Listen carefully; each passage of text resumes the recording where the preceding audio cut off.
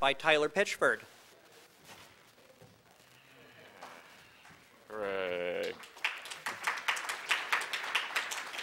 Thank you, thank you. All right, we'll get started. It's my second Shmoocon. Oh, excellent as always. So the cloud, everybody heard of the cloud? Anybody? Nobody? Wow. It's very close to virtualization. It's very, what is a mainframe? I've never heard of these devices. So I do have to do a short disclaimer just because I actually have a bar license. The general gist of it, you can read it if you want to, is I'm an attorney. I'm just not your attorney, unless you want to hire me, which is cool. But if not, that's cool too, because I don't really need more work. Way too much work. I deal with cloud stuff now. I'm actually an appellate attorney, I should qualify. I do appeals, not trial work. But I also was a software developer. If you want to read more, it was in my bio. I used to write some stuff called BitTorrent. You might have heard of it. It was cool. The cloud causes some problems. And we'll actually talk about the MPAA, which is one of my favorite, not favorite things. So we'll get there. This is what we're going to cover. It's very, I always like to have an opener. We're going to go through a complex set of everything. And it's really boring. But we're going to make it fun, or at least we're going to try. We're going to do our best, or I'm going to do my best. You guys can have fun or not. We're going to go through the cloud very quickly. Everybody should seriously know what the cloud is, I hope, or roughly what people define it as. We're going to go through property and privacy, which hopefully is what you guys care about, I'm guessing. Do we have anybody who uses the cloud, the mystical cloud? Does anybody have any private data? Anybody? Was anybody in aesthetics talk? I mean, come on. That's fine. You can keep all my private data. Property. Does anybody own anything? Anybody? I mean, I live in a rock, so it's cool. But I don't really own the rock, but it's fine. That's going to be our main focus, is honestly like how we protect your world. And then the law. That's mostly the boring part. It is. There are caveats, sub-caveats, et cetera, et cetera, et cetera. We're going to try to go from a high level, but try to make sense of it. I mean, we can go low level if you want, but I'm not going to start quoting statutes and cases because unless you guys are law students or lawyers or judges, it probably doesn't really matter. The honest truth is the reality of the situation. And we can get into big ideological versus reality conversations, and you guys can throw as many schmooballs as you want. That's cool, but we're going to avoid that. I'm going to try to stick with reality. It's tough for me, but I'll try. Then we're going to talk about mitigation. I won't call it solutions. I won't call it answers. I won't call it anything. It's much like any computer security topic. You can't really fix it. You can just prepare for it, right? You can take ways to mitigate it, but you may or may not actually get there. And then if you guys have questions and we've got time, more than happy to answer any and everything. So the cloud. We started off, can somebody help me define it? Like, what do you think the cloud is? What do you define it as? Off-site storage. Anybody else? Interconnecting tubes. The interwebs at large. Nimbus. Outsourced IT. Roughly, many people define it as loosely defined as services, both software or hardware, delivered over a network. Series of tubes can be substituted for network just as easily. I am waiting for the first statute to use the cloud because I want to see what Congress decides the cloud is. I hope they use like Serial Nimbus or something ridiculous. I don't know. It'll just be fun. But for our purposes, it's going to be market speak for shared resources. That's really what it is, for resource and cost sharing. Major purpose of using the cloud is because, one, you only have a little bit of money and you don't want to hire full IT staff, but you still need a server. You've got a large server and you want to sell some of that space to somebody else because you want to maximize your returns. You've got all of these grand ideas, but not a lot of money, right? Or you've got a lot of money, but you've got even grander ideas. That's roughly where we're going to be going. The problem is sharing a server is kind of like sharing your bed. You have to be really careful who you let into it, or you might catch something. That's roughly where we're going here, okay? That's the overall framework. We can put it in real quantifiable things for most people. Advantages of the cloud. Anybody?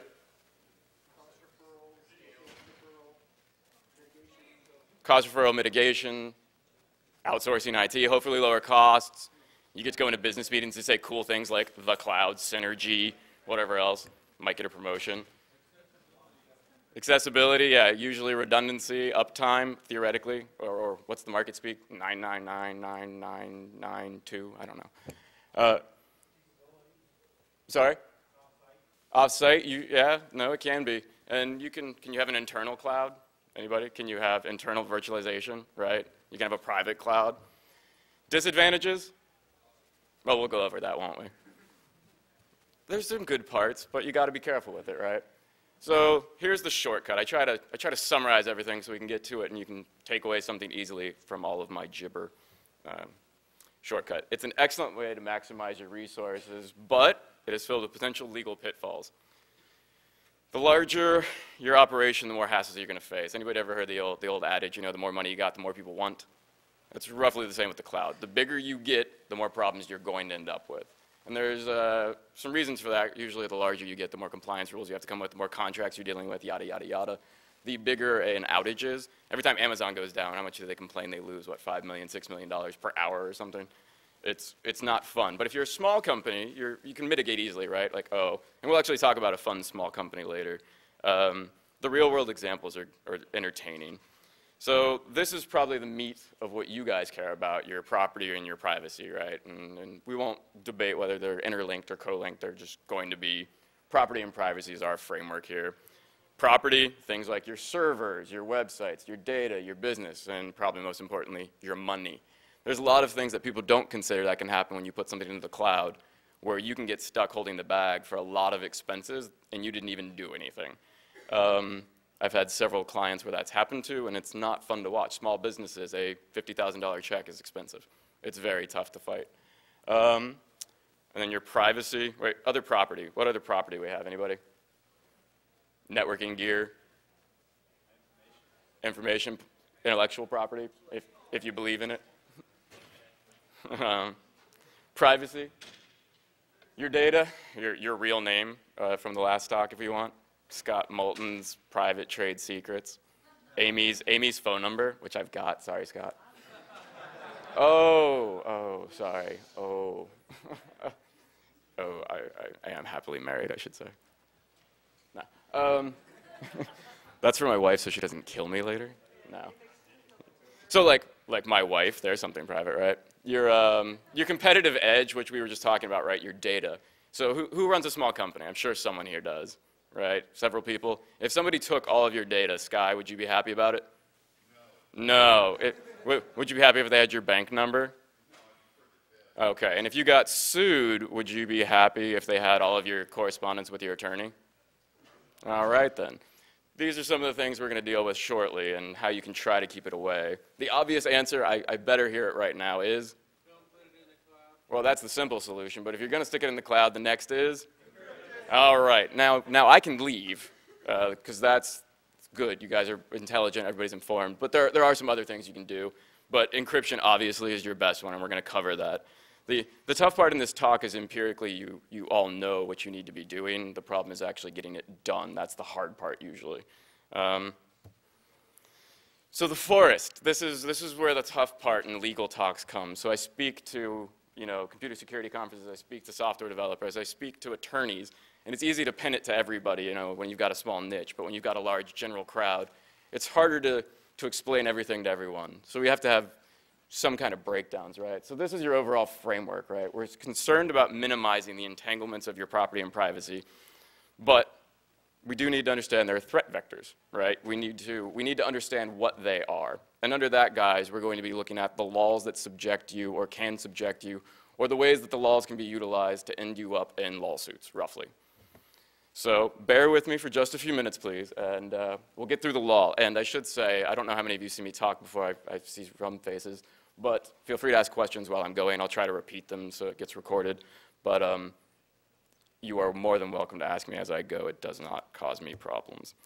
The law. Who likes the law? The definitive article, the law. I'm sorry? When it works in your favor, that's my favorite. I plead the fifth. No. Who likes laws, actual laws, like specific laws? Which law do you like? The red light cameras? Sir, I'm sorry, that's horrible. You have to, apparently in Kennesaw, Georgia, you have to own a gun. Second Amendment? Anyone? All righty.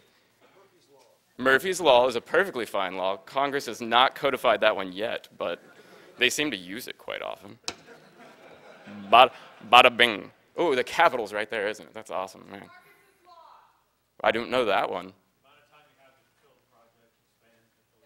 The amount of time, I always, at work, I always use my work will rise to the level of my incompetence, which is my favorite. It's not work's favorite, though. No, no, the Peter principle, no, exactly. Legal threats. So here's the context of where they can arise. You've got criminal first party. Anybody been involved in one of those? You don't actually have to raise your hand, but just think about it. I know there's some out there. Just scream if it's fun or not. No. Okay, perfect. No, I guarantee you they're not fun. Criminal third party. So that's when someone else is being put under investigation and somehow you've been dragged into it. And when I say related entity, I'm not talking about your cousin or your aunt. I'm talking about someone or something you may or may not have voluntarily or involuntarily associated with. If you've got something, they might want it, aka the government, the man. Yeah, it sucks horribly, and we'll talk about that shortly, actually. The real world examples are the fun parts here. So civil first party, who's been sued before? That one you can actually raise your hands. Is it fun? No. Did you have fun? Did you have fun with your attorney? Was he a cool guy? Girl? No, not at all. Boring? Long beard? Oh, you didn't go to trial. Good, you settled. That's the normal way, right? Anybody else? Anybody else actually go to trial? Anybody? Juries? Are they smart? Not smart? Do you trust them? Not trust them? Jury of your peers? You guys walk in with cool shirts, like, you know, in binary, and they're like, "Oh man, that's hilarious," and you're like, "No, that's not. It tells you to go fuck yourself." No, yeah, like I actually have a tie that says, you know, "Go fuck yourself" in binary, and the office hasn't figured it out yet, so it's pretty cool. But it's all right? So. The Constitution, this is what I've talked on before. I big the whole circuit before. Anybody ever read it? Anybody? Yes. Wow, that is more people who've ever read the Constitution than all of Florida. Which is good, it's good. We got more sunshine, but you know, you guys are clearly more educated, I'll give you that. So the Fourth Amendment, I'm not gonna read it out. Everybody know, we're gonna go through two parts of it. These are the important parts of our talk here. We're gonna break it down. You've got the reasonableness clause, you've got the warrant clause. Anybody have a warrant issue for your arrest? Didn't show up for jury duty? Like, oh, how could you? Jury civic duty, $7 a day, blah, blah, blah. Warrants? Anybody? Not pay parking tickets? Oh, nobody wants to. Oh, we got one warrant in the back. Was it a good warrant or a bad warrant? No, it was not fun. Did you get to learn what handcuffs were? Those are horrible. So you've got the reasonableness clause. So the key in this whole thing right there is unreasonable searches and seizures, right? Now, who gets to decide what's reasonable and unreasonable? The man. Yeah, it's roughly the man. We'll just go with the whole body of the man. So, you know, AK, you got the administrative side, the police or whatever, and then you've got the courts are like, well, that was quite reasonable or not reasonable. Generally, who gets the benefit of the doubt? No, it's equal footing. No, it's actually the man. You're right. Just let's be honest about it. I mean, come on. We're in DC. Everybody tells the truth here. But I take the fifth. But no, and then you've got the warrant clause. When you get a warrant issued, well, frankly, you're fucked, okay? That's it. Like, you can try to quash the warrant and have fun, and then you got to spend a lot of money. Who spent a lot of money on a lawsuit? Somebody. There, yeah. If you try to quash a warrant or a subpoena, which we'll talk about, it's going to cost you. It is. It's just, time is expensive, and law school is too. That's really the problem here, right? So, expectation of privacy. This is the framework. This is where the courts decide whether something was private or not. So you can't, you know, search and seizure, your Fourth Amendment rights only apply when you have a, quote, expectation of privacy, or reasonable expectation of privacy. It was a case called Katz. Anybody ever read it? All right, yeah, Amy, of course. She's an attorney, I should qualify. Anybody who wasn't an attorney read it? No. Well, we got a few in the back. Okay, we got some over here. Good. It's actually a pretty interesting case. Deals with, you've read it? Did you enjoy it? No, the Moose read it, yes. Shmoocon has read Katz. Actually, probably has, I wouldn't doubt it. But the fun part about cases, always read the facts. Justice Thomas, I guess he's over one of these ways here somewhere. He doesn't read the facts sections. He says they're useless, which I always think is funny. But I love reading the facts. That's the best part of my job, is I'm like, wow, why would people do that? Or, ooh, someone clearly didn't know what TrueCrypt was. Whoops. But you've got this expectation of privacy, right? If I'm running a roundup right now, do I have an expectation of privacy? What do you guys think? Like what I say now, can it, or do I have a Fourth Amendment right in that? No. Okay. Now if somebody walks up and I whisper it to them, what do you think? Yes. Okay. Now do I have it in the whispering or to what I said to them? Can they give up what I said, or can I assert it against them? Are they married to you? Well, privilege, right? There's privileges, right? If it's my attorney, does that change it? Yeah, of course. There's all these privileges. If it's a priest, it depends on the state. Go figure, right? Fun, huh? But we're not going to talk about any of that. Well, we'll talk about privilege a little, but not a whole lot. So you've got the subjective expectation of privacy. That's, do I think it's private, you know? And in Kat's case, he was in a phone booth and he was placing bets. I think it was in Boston, and I think it was Boston, Miami or something. And the government attached a listening device to the booth, and they recorded his conversation, right? Which is pretty funny, in the Keystone Cop kind of way. But they recorded it, and they took it up to court, blah, blah, blah, blah, blah. And the court said, well, he's in a phone booth, and he was placing a phone call. But he didn't expect anybody to listen to it. He was in a phone booth. He closed the door, and he thought he was going to be there, right? So he goes out, and the court says, he had a subjective expectation of privacy. And then you've got an objective expectation of privacy, and they're both involved in the Katz test. Objective is, does society think it's private or not? Now, right now, would society think I'm being private? No. Okay, what would something that is private? Texting. You expect it not to go anywhere, right? What about Facebook? Are we getting a little more gray? Are we private? Twitter? No, maybe not. Well, it's actually been litigated, but we'll talk about it. So what about Gmail? Is it private, not private? What do you think? Whoa. Someone brought up the SCA, which we'll cover in a minute, but yeah, there is actually this weird quirky law talking about if it's been there for 180 days or less, or if it's been opened or not. We're not going to really go into that much detail, but it is fun to know that that's how your email is decided is private or not. But so objective is, does society think it's private? If society doesn't think so, you get nothing. Well, you can still have some protections, but for our purposes, nothing. General rule, if it's not private, it's not protected. Simple enough? All right. Third-party doctrine. Here's where it gets fun. So if you reveal information to a third party, aka you give something to them, then it undermines your protections. Now there's fights on how much it undermines versus what it doesn't, yada yada, and that's always litigated, but if you share it, you lose protection. That's general framework here, okay? Now, it's always fun to think, like I like protocols a lot, I get a big kick out of it. So HTTP, right, you send an authenticated password to someone. Now, typically if you have a password, right, Fifth Amendment, right, search user, duty to disclose, right? Self-incrimination. Now, if I've sent a password to a website, which I thought was private and whatever, have I disclosed it? What if it was under HTTPS? Whoa, this gets fun. So everybody who uses webmail? Wow, you guys are fucked. Who uses their own POP server? Man, IMAP's better, but that's cool. No, no, it's an interesting, like these are, the site keeps growing, right? Do you guys, who used a BBS, anybody? Yeah, all right. God help me, I love it. The problem is I teach a lot of students. I still teach classes on reverse engineering and whatnot, and most of my students are like, what's a modem? I'm like, oh, God help me. Like, when you have to wait for the damn website to load line by line, that's pride. Like, you're just like, Yahoo, this is great. Like, then Google came around, and you're like, man, there's only one image. What is this? Whoa. And I think that's why they don't have any concept of why we hate Flash so much, or I hate Flash so much. It's just like, if you had to do this on 1200 baud, you would shit yourself. Like you would. You would, right? No. But the point is there, sorry. I digress, as they say. BBS days, right? It used to be point A to point B. You used to go from one to the other. You kind of knew the sysop, maybe didn't. Long distance calls were really expensive for if you were 10 or 12 at the time. So you didn't, unless you wanted to get your ass whooped by, running up the phone bill. You called locally. You probably knew the person on the other end. But now you've got, like Aesthetics was saying, you've got Eric Schmidt deciding, your privacy.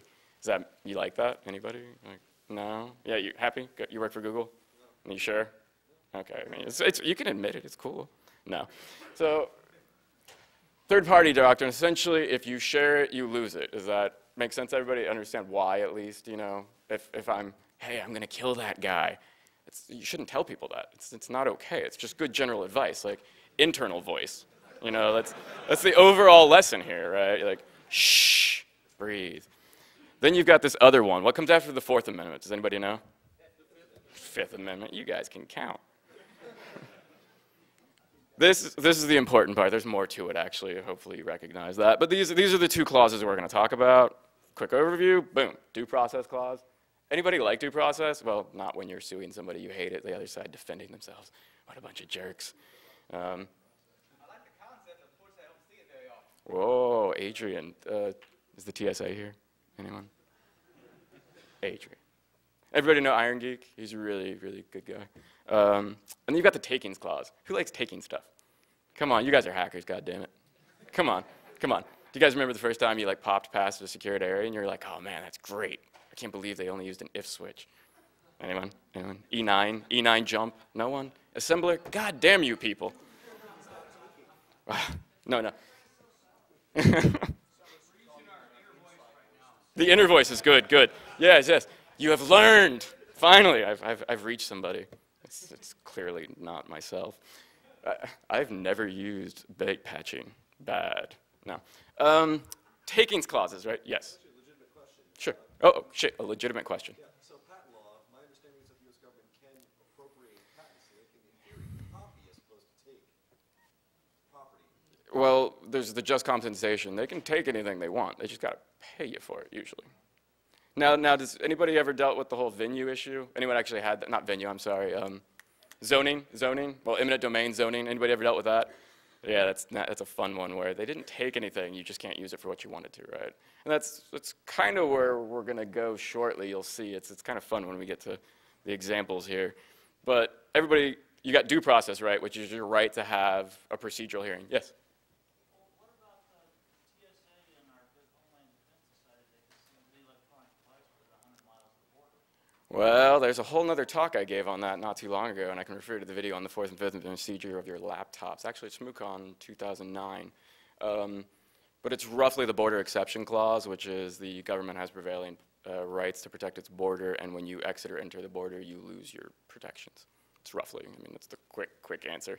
If you get, they have a border zone, right? So it's not just the border, but it's where it is, and somehow it's 100 miles, which is, what, 80% of the population or something? So give me your fucking phones now, like right here, like, right? And I'm not paying you for it either, because it's the border. International, I'm sorry? Oh, no, that's the border. I mean, it's anywhere that somebody's annexing the country or could have or within the distance of. Oh, he was asking if that includes international airports. Yes, yes. The general advice on that talk was if you're going to cross a border, make sure you don't want what you got or you don't have anything important on there. Well, if you encrypt it, they can still mirror it and take it from you and keep it for a reasonable length of time. But if you just make sure you're not bonded to it. If it's the one your laptop your wife gave you and said she'll divorce you if you come through without it, don't bring that one. Very seriously. Kind of a tangent, but what if my USB key has a high-powered cap that does host ID forensics, figures out And it's a pops. machine and blows it out? Well, you can. No, he was wondering if you have a self-destructing USB key, what goes on then? We're getting slightly off topic here, but I do love a good thought experiment. No, you have a right to your property. However, if you know, I would suspect you would catch a case for an obstruction of justice, though I think you could probably defend on it. We'll just leave it at that. Inner voice now. So shortcut, whoops, hold on, oh, 2 slides are out of order. Sorry, I'll fix that before I submit them. eCPA, who knows it? I know some of you out there do, because someone mentioned it. eCPA, Electronic Communications Protection Act. You got 3 titles. We're not going to go into them unless you really want to, because it gets into a big mess of when and when you can't collect your emails, which this isn't really about your emails. It's more on the broad topic of if you're running stuff in the cloud, what happens. Emails, if you submit it to a third party with emails, what do you guys think happens? It's just rough rules. Expect somebody to read them, right? It's at work. You don't send something dumb at work like, my boss is a complete and utter bastard. Well, we do send it, and then we don't have jobs, right? So the Wiretap Act, that is for communications and transmission, aka I'm talking to somebody or I'm sending something to someone while it's in transit. Think about it, sending a letter in the mail, it's while it's being mailed, okay? Stored Communications Act, that's stored communications. That's when it's received by somebody and kept there. And then you got the Pen Register Act. Anybody know what a pen register is? Do we have any old AT&T goons here? Yeah, right, so you had the old pen registers, and that used to record your numbers, right? And that's roughly, think of it as the address on an envelope, okay? You write it on there. Now, is a postman allowed to look at that address and go, oh, he sent a letter to the EFF. He must be a hacker, right? So are you protected by what you wrote on the outside? You guys think you have protection in that? Is that private? No, it's on the outside, right? And plain view doctrine, all that fun stuff. But these are your general statutes, right? So think about it. You got stuff in transit, stuff received, and stuff on the outside of the package, okay? It's your rough physical analogies. Beyond statutes, this is probably where most of you are going to run into trouble, hopefully not in criminal situations, but there we go. Discovery. Who's been in a deposition? I know someone has. Oh yeah, did you, I do have to, this is my favorite part about depositions. I love it. The main objection, Amy, is form. If you're ever in a deposition, you'll always hear an attorney go, objection, form. That just means somebody asked a question that's really bad for the case. So, has anybody heard that a whole bunch of times at your depo? Man, those must have been boring. No. Then you got subpoenas. Who's been subpoenaed? Someone had. They said it wasn't fun earlier. Yeah, you get a, has anybody ever had a subpoena ducis tecum? Anybody know what that means? It means produce. You have to produce documents. So a normal subpoena is to show up and, you're going to give testimony. A subpoena ducis tecum is to hand over documents, roughly, okay? And you've got first party, third party. Same thing as the criminal context we talked about earlier, or criminal and civil context. First party is a subpoena sent to you for something you have. In your case, third party subpoena is sending to a third party, someone not a party to the case, but they have some kind of information that should be, quote, discoverable, reasonably related. And then you've got other considerations in this is data preservation and spoliation. No one in here, I hope, has ever had a spoliation count against them. It's not fun. Anyone work for a larger corporation? You don't actually have to admit it, but if you do, your legal department probably it has a lot of talks with you about e-discovery and spoliation requests and data holds. You have a question? Oh, no, that's you'll hear lots about that, and it's really boring and really tough to do, and it gets expensive, and that's part of the problems we're going to talk about. Cost of compliance is exactly that. Subpoenas ducis tecum, we already just talked about this for a second. This roughly is a request for documents. If there isn't a privilege or there isn't a substantial burden, the documents are going to get turned over. You can move to quash, but it's expensive. It is, it just is. I mean, you can get it done relatively cheaply, but for a smaller corporation or a regular person, it's not cheap. And the biggest point on this, and it's not well explained out, but in the shortcut is don't expect others to fight, to do your fight. Twitter on occasion and a couple other companies, Google I think has stepped in on occasion and said, well, we don't want to produce these documents, we don't feel like it. Usually it's for their own selfish reasons, it's just too expensive or they don't want to dig it up or they don't want to do it. It's usually not because they love you and want to give you a hug. I mean they might, I don't know, maybe 4chan wants to give you a hug, I don't know. Sometimes it is ideological, most of the times it's just because it's cheaper to fight it than it is to produce it or it delays it long enough for them to get it turned around. Don't expect it to happen though. User agreements, everybody loves these, right? You guys have so much fun clicking through them, I mean, everybody does. Anyone ever read the EULAs? Anyone? Nah, I didn't think so. Oh, whoa, you guys have way too much time. Can I have your, yeah, well, you can pay me to do that. No. I don't even like reading them. Actually, some of them are entertaining. I love the mistakes in them, it's always fun. But it's roughly an agreement between yourself and a third party with quotes on the end that you don't actually read. But the problem is that these can define and possibly waive your expectation of privacy, and this has come up in several cases recently. It's more and more common, and we'll go through one, but there are more. One of the big decisions on whether email, the SCA's requirement that they could turn over email without a warrant through a subpoena, one of the discussions was whether or not the user agreement played removed the privacy interest. Which they decided in that case it didn't, but they said we won't constrain ourselves to saying that it never could. So essentially if you're like, yeah, Google, read anything you want to direct ads at me, you may have waived everything. So be careful, always read the fine print, because we like to write a lot of it. It's just fun. Yeah, usually it's in lovely legalese, which is just this whole world of fun. That's actually why we go to law school, is just to learn legalese. It's not. No, but that's the problem is understand the fine print. And if you don't like it, the corollary is don't use it. I mean, it's never fun, you know. The fine print is usually drafted from our standpoint or a business standpoint of there's so many things that we can get in trouble for, we just don't want to. On your flip side, you get general 99.9% of people just don't care. Because they don't ever expect it to become a problem, and then you catch a case, and then it's a major issue, right? Not fun. Contracts and compliance. Someone, big corporation. Do you have a lot of compliance requirements? Do you have a lot of compliance requirements? Yes. Can you state your industry? Education. Education. I wish I had one of those. But medical. Anyone deal with medical records? That's a hot nightmare. Anybody deal with the stock markets? That's fun. I worked in a brokerage firm for a while, writing their accounting packages. Woo, that was good. God knows what happened to that data. But the problem with these are they may subject you to privacy and compliance requirements. It's impermissible data disclosures are a big problem. If you've disclosed data that you contractually agreed not to, you have what? Yes, you have liability. You have breached a contract. Not fun. So make sure it's worded carefully. So let's get back to it, right? There's a lot of things that can go wrong. All of these things can pop up and cause you a problem. Just assume, for general purposes, you can and will have a problem. That's my general theory. So let's go through it. These are the fun ones, right?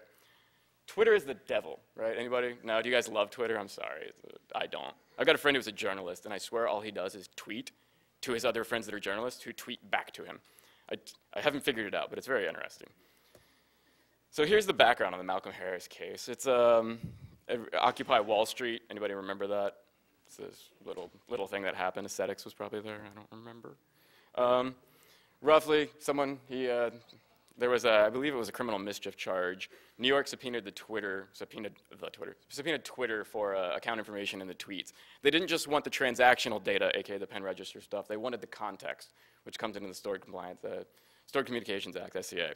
The plaintiff moved to quash. He's like, oh man, I really shouldn't have tweeted, man. I punched that cop or whatever it was. I honestly don't know what the tweet said. Plaintiff's arguments were, it was protected by the Fourth Amendment. I don't want to give this up. It's private. The government said there was no expectation of privacy and the information went to Twitter. Who do you think wins? Oh man, it's always the government. This plot line sucks. Yeah, or the business. Yeah, who wrote this script? Oh man, it was J.J. Abrams. I'm now going to be sued. The court said no reasonable expectation of privacy under the third-party doctrine, and they used Twitter's user agreement, which basically said, you agree to give Twitter a license to use it for any and all purposes, whatever, we'll send it to the world. There was actually some line about, we're going to broadcast this to the world, or something like that.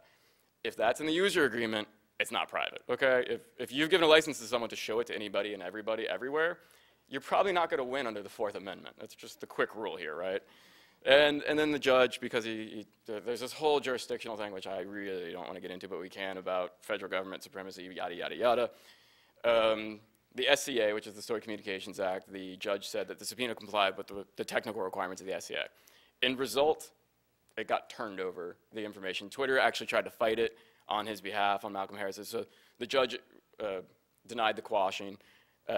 Twitter got the subpoena sent to him. Twitter said, no, we don't want to do this. The judge denied that too. Twitter finally complied. So Twitter objected, ultimately complied. And then Malcolm ended up pleading guilty just recently, the last I heard. But the word is they plan to appeal the subpoena. So we'll find out what goes on there. I'm guessing it'll get held up, though. That would be my take. Quick lessons. If you share it, you lose your rights, okay? It's a simple concept. And always check the fine print. Like you said, it can be hard to read. Post it somewhere. Take it, put it on one of the law blogs and say, hey, does anybody know what the hell this means? Make sure you don't violate a copyright, but maybe educational fair use exceptions. I would think there'd be a fair use exception to the end user license agreement. You probably could have a fair use if you were getting legal advice, I would think. I would go with that. I'd fight it. Why not? Skydog Inc. Does anybody know Skydog? He's a goon here. He runs a con called Skydog Cog in Nashville. It's a fun con. It's a good dog. I always like to throw him in my talks to make fun of him, so this will be one. This is actually a real case I had. It was not Skydog Inc. It was not anything involved with Skydog, so he's never been arrested as far as I know, at least not where I had to defend him. The big lesson here is no good deed goes unpunished. Has anybody learned that? You're like, oh, you can have my Twinkie, and then you find out they're diabetic. It's not cool. It's a big fucking mess, lots of ambulances. It's just nasty. Background, this is fun. This is a small business who had a virtualized server, and they had some unused space and some unused process space and some huge terabyte array, had some space. We're approached by a person and said, hey, I've got a business idea, you know, it's pretty good, but I need some server space, I don't know what I'm doing, I'm not tech savvy. Anybody ever get that? Hey, can you help me set up my company? And you're like, oh, I got a server. Okay, sure. So the business rented its space to another entity and to run this little tiny website roughly. The problem is one of the related entities of that website ended up under a government investigation. Now, the data is being stored where? On Skydog Inc. servers, right? So he gets a third-party subpoena. If you've ever seen a third-party subpoena from the U.S. government, it's really cool. They have these really big fonts, like, you know, where it starts off like the U.S. Supreme Court case, and it's like, blah, blah, blah, and it looks all really official, and you think you're going to get thrown in jail. It's not fun. I mean, you actually see a lot of clients crying when they get these, so it's not okay, and then you read it, and you're like, oh, you're fine. It's the other guys who are screwed. which oddly enough, makes them feel better, until they read it again, and then they call you up, and then they get your bill, and then they cry again, but it's fine. And you're like, you're fine, it's just the insurance company that's screwed. But this is where it gets funky, right? So they weren't under investigation, they weren't accused in any wrongdoing, but they did have materials. They had evidence that was reasonably related and discoverable. The website was isolated. It had its own virtualized server, but some data had crossed, it had passed over. It wasn't a virtualized server. Where do you think the data leaked into the main systems? Database would be a good guess. It's far more common. Logs, well, some of the logs, yeah, but it's mostly email. It's also the devil with Twitter. Because who was sending emails to him about the server and things that were going on? The website was saying, hey, I've got this guy who needs to do something, which is the related entity, was being sent to the guy who administrated the server, so it was over email. Now you've got, and a subpoena, it's usually very, very broad in the sense of, we want all communications between anyone and anything doing to do with anything and everyone everywhere. Roughly in that speak, too. When you've got emails, now, how many of you guys are data hogs, just love to keep them, just keep it forever? Yeah, man, God bless you if you get a subpoena. You're going to make an attorney a lot of money. Well, because the problem is do you get a discovery request in legalese, are you going to have any clue what you need to turn over? No, and if you don't turn it over, what are they going to do to you? Well, you're going to try to find everything, right? And What you said, they give me a subpoena, I give them everything, yeah. Here it goes. Well, you're going to try to mitigate it because you don't want to send them pictures of significant others in various ways, right? I mean, you're just not. I mean, you might. I don't know. I'm not going to judge anybody here. You just do what you want, right? That's a different email server, right? Yeah.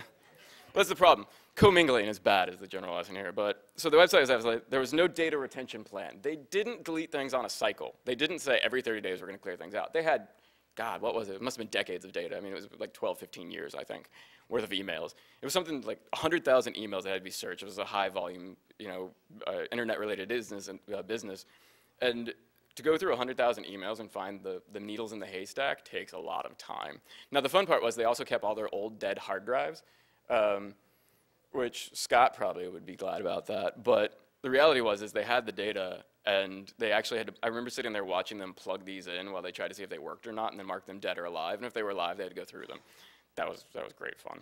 Now, you can try to quash this kind of stuff, but it's usually just most circumstances, unless it's going to cost you a fortune to drag everything up and hire people like Scott. You don't have to create anything when a subpoena shows up. I should qualify that. You only have to produce things you have. You don't have to go out and make a summary, for example.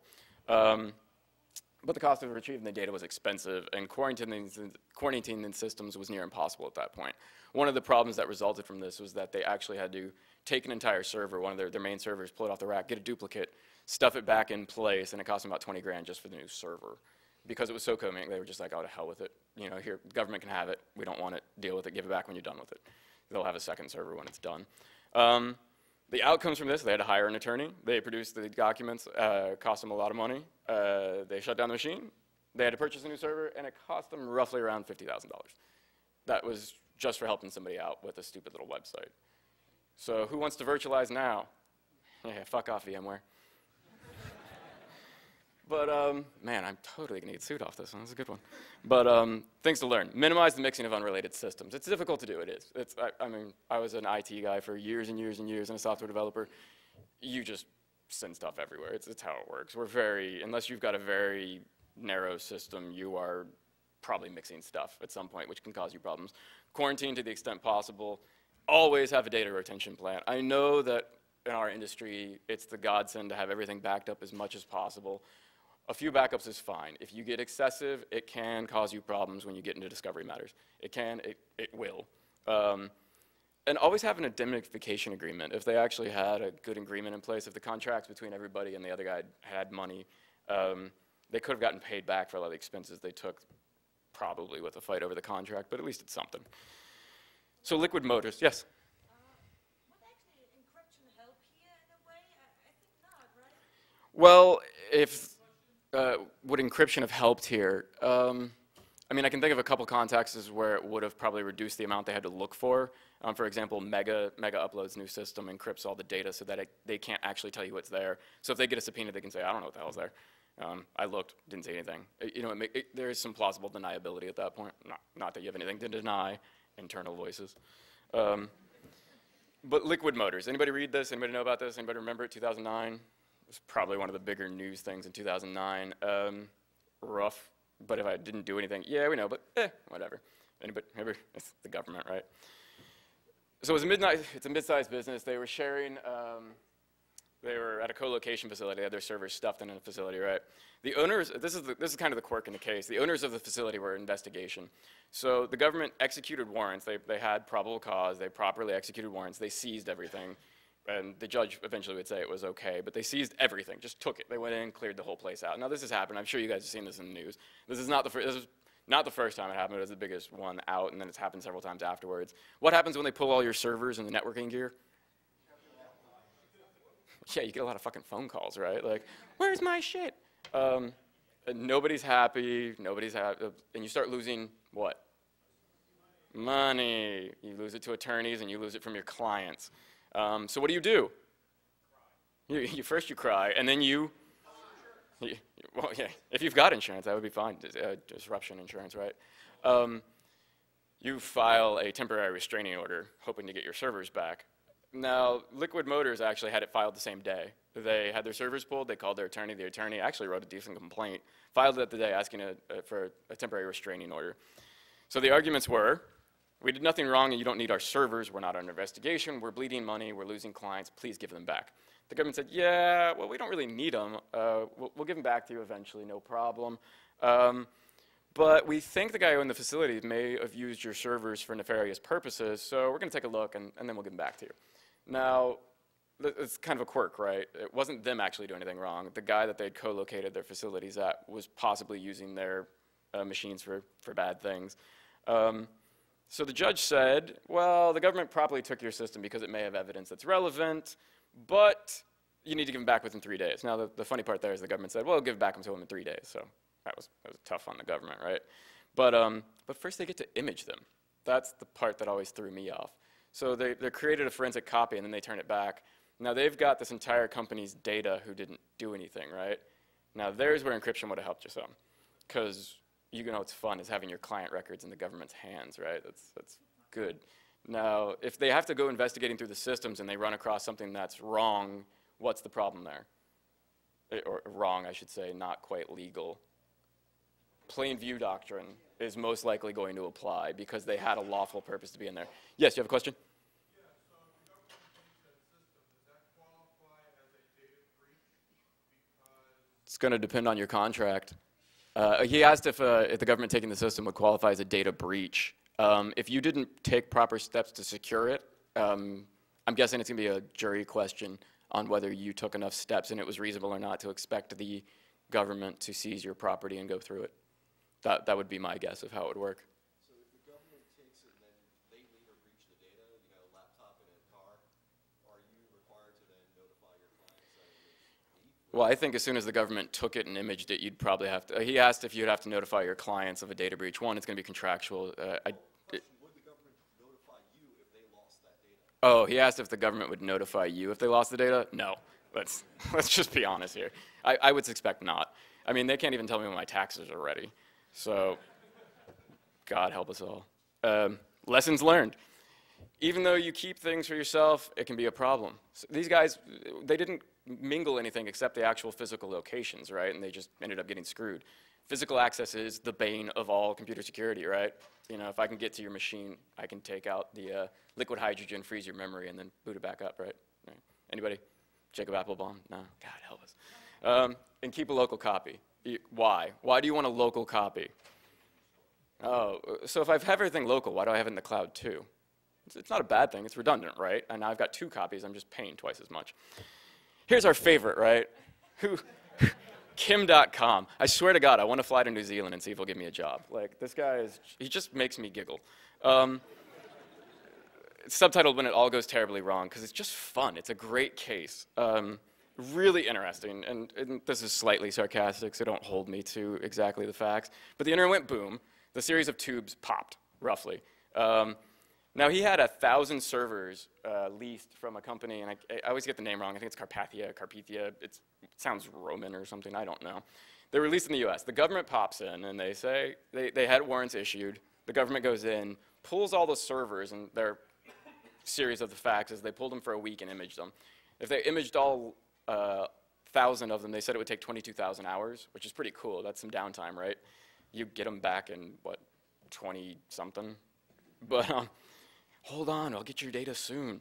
But the problem is they pulled all the servers. They only imaged a few of them. They only imaged a little bit of the data. And then at the same time, they froze Mega Upload's assets. Now, if you quit paying your bills, what happens?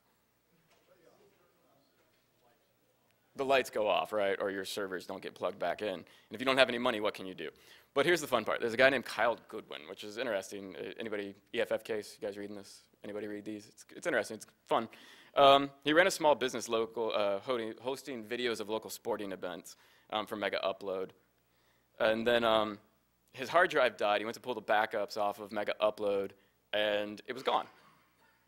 So the responses and the arguments is my favorite part about this. Mega Uploads is essentially, this is all bullshit, and they're still fighting it, which I love. The service provider said it was costing them $9,000 a day to keep these servers idle, which is, you know, I cannot afford that. Can anyone? Because if you can, I really want to hang out with you. Kyle Goodwin said, can I please have my data back? No, really, I want it. I want to run my business. The MPAA just pops into everything in these contexts, which is hilarious. We don't object to it going back. We just want to look at it first, because there might be pirated movies. Wow. We just want to take a peek. Like, wow, who the fuck are you? And you got the government. We got what we want, thanks, appreciate it, we're done. Like, oh, and we think you may have waived his right. Oh, and there's this great footnote in one of the documents, I think it's footnote 5 of some filing in October 2012, where it says, we've run the MD5s, and it looks like he may have had some known hashes for pirated music that he overlaid on the videos. Now, the funny part is in all the other documents, the government keeps saying, well, we don't have his data, we can't get to it, nobody can get to it. How the fuck did you get MD5s if you can't read the data? Like, that's the missing link that I really want to know. I'm guessing the only thing I could come up with is Mega Upload probably had an index of the files or linked to the accounts or something along those lines, and that's where they got it from, but I don't know, I just think it's interesting. So here's the outcome. It's a hot mess. It totally is. It's great. Like, watching the filings going back and forth makes me giggle the whole time. But the government says we released everything to the service provider. The service provider says we can't get to it. Mega Upload says we can't get it up because we can't pay our bills. And Mr. Goodwin just can't get his damn data back. Like, it's a Mexican standoff of epic proportions. I just love it. And the legal issues are actually really interesting. That's the fun part about it. And then Mr. Goodwin's argument's a taking, and the government's responded, well, in the user agreement it said that Mega Upload said that you couldn't sue them if you lost all your data, so why do you get to sue us for losing all your data? So it's more of the like, you couldn't get it back from them, why do you get it back from us just because we caused the problem? Interesting. The MPAA just wants to start shit. I don't know why they're great. They're just fun. So the lessons, pick your provider carefully. Anything with a really trumped up word in the name, not good. It's just not. It's not. It's just not. And if the owner is named .com, totally cool guy, just don't know if I want to have my data. Keep a local copy, but not too many. We talked about that. Read the fine print. If you can't understand it, send it to a blog or somebody else, find an attorney. And check the escrow and recovery policies. If there had been a provision where this would be, you know, an insurance in place, you may have been able to get the data back because someone would pay for it. So quick suggestions. We're going to do this quick because I want to get some questions. Encrypt, encrypt, encrypt. Implement data retention policies. Keep redundant copies. Quarantine data as much as possible. Carefully read and negotiate your user agreements. Make sure contracts don't conflict with cloud providers' policies. And sharing is bad. I don't give a fuck what they taught you. That's the general rule. Questions, quick. Yeah. Yes.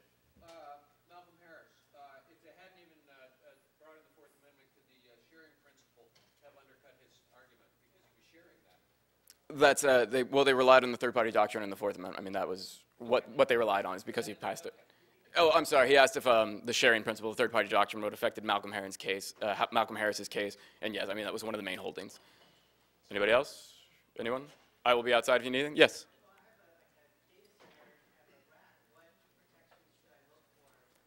Well, check your user agreement. He asked what protections you should have at a data center where he's got a server located. You own the server, I assume? Okay, he owns the server in the rack. Well, one, make sure it's physically secured. Two, check your agreements with the facility to make sure that it's your space, you've rented it, and check your, well, I'll talk to you in a second. All right. Thank you very much.